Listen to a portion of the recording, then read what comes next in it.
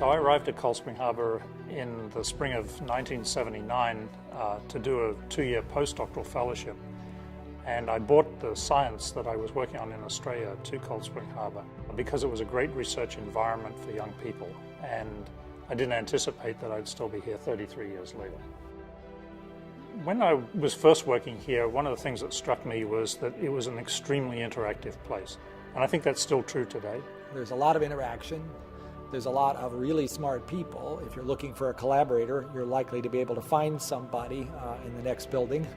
It's an exciting place where people help each other instead of weed each other out.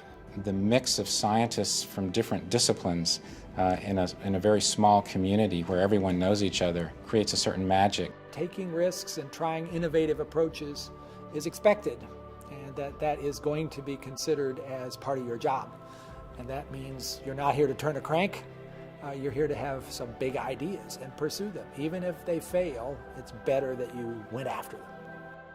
Our research focuses on acute myeloid leukemia, and there's been enormous progress in sort of understanding this disease and what causes it. Our basic strategy is we're trying to find new cancer targets. And so the idea is that we find what the cancers need and then we try to go after it with therapies. It's very much centered on these therapeutic development and cancer questions. Chris found 5 completely new therapeutic targets. For one of them, there was an existing drug for a completely different reason. It is now under development and will go into the clinic to treat chemotherapy-resistant acute myeloid leukemia in patients next year. And I'm very optimistic that this will become a contributor to the treatment of what was an incurable leukemia. A lot of the research on autism has focused more on the social aspect, but I think that understanding what's happening on the sensory side is really important. And the way that we process sensory information determines a lot of who we are and how we interact with the world and the kinds of decisions that we make. And by understanding more about how we put together pieces of sensory information, I think it might give us real insight into what's going on in autism spectrum disorder.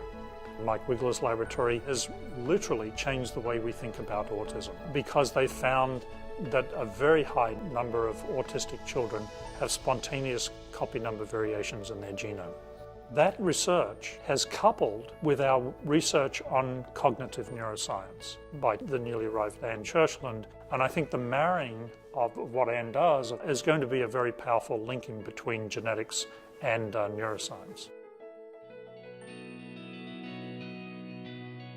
My daughter has spinal muscular atrophy, and the reason to get involved with Cold Spring Harbor Laboratories, I think, has been really twofold. We care deeply about the work Dr. Krainer is doing, and so helping him is helping our daughter. More generally, it seems to me that places where great work is being done ought to be helped. If we can take the work and magnify it and increase it, the impact on people's health and science is going to be tremendous. Spending money is one thing. Spending money in a way that really produces results and creates great science, I think, is another. And I think at Cold Spring, that's really what we see going on.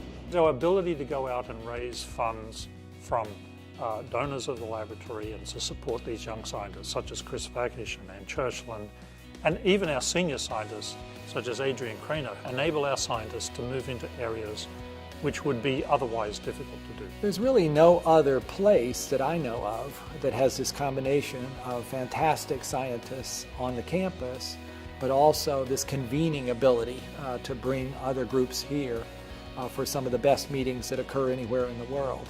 I would call Cold Spring Harbor Laboratory a learning hub or a sort of a congregation point for essentially every scientist in the cancer research field, certainly, and even more broadly.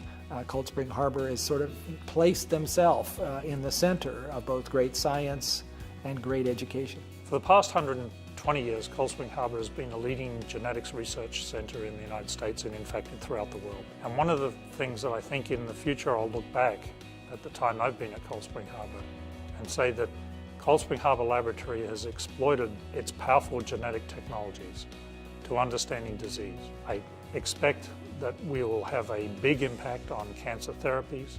We have already and will continue to have a big impact on understanding neurological disorders, particularly cognitive disorders such as autism and schizophrenia and depression. I want the lab to, change the world for the better. Not in a marginal way, but in a sort of way that, you know, people can drive by us and say, they cured cancer. I think it's exciting times. I think Cold Spring Harbor is exactly in the right position right now, and I hope in the future I'll look back and say, well, in a small way I contributed to it.